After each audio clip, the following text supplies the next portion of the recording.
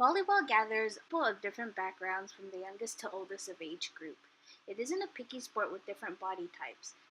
Males and females of heights ranging from 5 feet to 6 feet can all play. Even people who aren't the most fit play volleyball. But to play well competitively, there are key characteristics a player needs to have.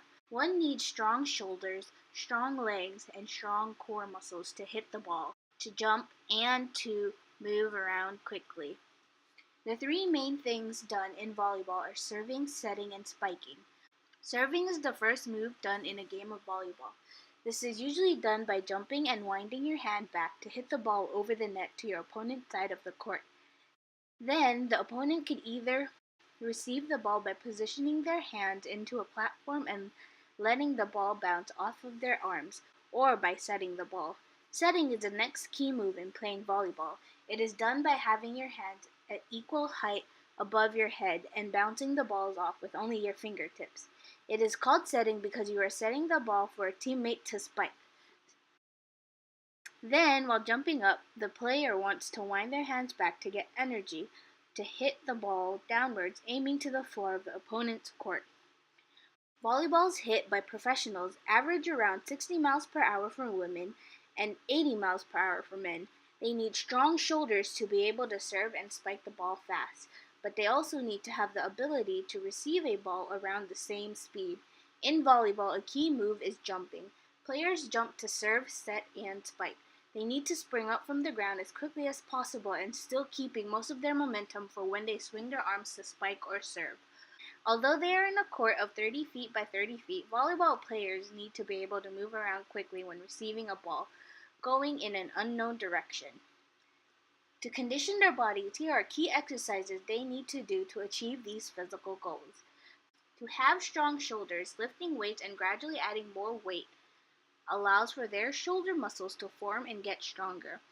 Although they don't run across the court to play, they need to stay lean and fit to move around fast on their side of the court. To do this, they do a lot of cardiovascular exercises such as suicides or running. Frog jumps are a great exercise for developing explosive jumping power, working the quads and hamstrings. Just look at the body size of a frog and the height of their jumps. Skater girl develops power, balance, and body control. This also helps them practice moving on their feet as quickly as possible and maintaining control of their body when they swing. All in all, volleyball can be played with different types of people because it is not a hard sport, but to play in the Olympics or for a university team, it is key to stay lean and learn how to jump. Today I'm gonna talk about physical goal for professional soccer players and what kind of training is required to achieve the goal. In the soccer game, to win the game, players have to keep the ball and bring it to the goal for getting goal. So first priority is to keep the ball. Basically, ball holder doesn't lose the ball if ball holder treats the ball away from the opponent, so ball holder is required to dribble while keeping the ball away from the opponent. The important thing in dribble is to hold the opponent toward the backside by using latissimus dorsi muscle. Latissimus dorsi muscle plays an important role for playing soccer, and world-class soccer players in the world have developed latissimus dorsi muscle. So the goal for professional soccer player is to get developed latissimus dorsi muscle.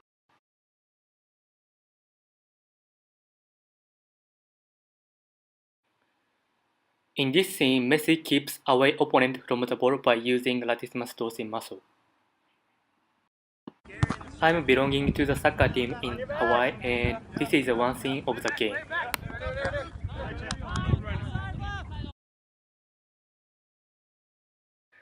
In this scene, the ball receiver wearing green uniforms keeps away defender from the ball by using latissimus dorsi muscle. So we can see the roles of latissimus dorsi muscle in the soccer game. So what kind of physical training is required to get the goal? It means to get developed latissimus dorsi muscle. One of the good training is chin up. The next one is hand rowing. And the last one is lat pull down. These are the good example of training for developing latissimus dorsi muscle. Baseball is often referred to as America's favorite pastime, but if you're unfamiliar with the game, it may not make very much sense. How athletic do you have to be if all they do is stand around most of the time? The answer is extremely. To be able to call upon your body to exert enough energy to hit a ball 350 feet over the fence, or to constantly throw 100-mile-per-hour fastballs, you need to have both strength and endurance to maintain that throughout the game. I will be going over some of the exercises that a pitcher who throws a ball so fast that if you blink you'll miss it does to maintain that type of speed. Before I talk about the workout, I'll briefly go over basic pitching mechanics. First, you have the windup. As a pitcher kicks his leg up, energy is stored in his glutes and core from the concentric contraction in his hamstring. Once the pitcher's knee reaches its maximum height, he will begin to use the stored energy from his trunk and will push off from his back foot. Next, he will begin to kick his leg out and forward, also known as the stride.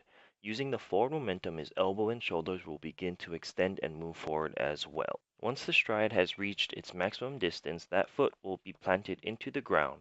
This allows the stored energy to transfer from the back leg to the front leg. His hip will begin to rotate towards home plate, bringing his shoulder around, followed by his eccentrically contracted arm as he releases the ball. Next comes the follow through. After he releases the ball, he does not stop in the position it was released at, but rather it will follow through across his body to prevent injury. His back leg will also kick up and over due to his forward momentum. You want to be careful with your upper body. If you get too big or too strong, you tend to lose flexibility a little bit. And there's a fine medium. I'm not saying you can't work out upper body. I work out my upper body pretty hard, but you got to retain your flexibility. I get my arms stretched a lot, so to make sure I'm not losing anything. But my legs, being able to just have strong legs and a strong core is a main thing as a pitcher. Now I'll go over a couple exercises that work pitcher's lower body. First is a squat. For a pitcher, it is important to have lower body strength to maintain their velocity and stamina when on the mound, and the squat affects your quads, hamstrings, and calves. It increases explosiveness in almost every aspect of the game. A more explosive lower body means higher velocity pitches. Next, we have the 2x4 lunge. This exercise works the glutes, quads, and hamstrings. Adding the 2x4 will also work the core and his stability. Having a strong core will help the pitcher remain balanced when in their windup. Lastly, we have the single leg squat.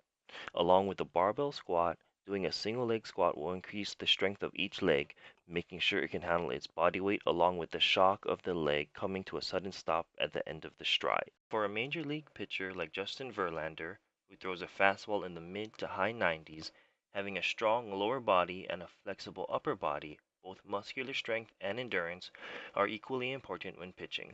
Keeping his shoulder loose and healthy is just as important as having a strong lower body. Overall, baseball is an anaerobic sport.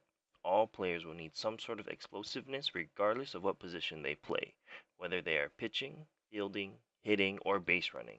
Having muscular strength and endurance will ensure them that they can keep playing at the top of their game every game.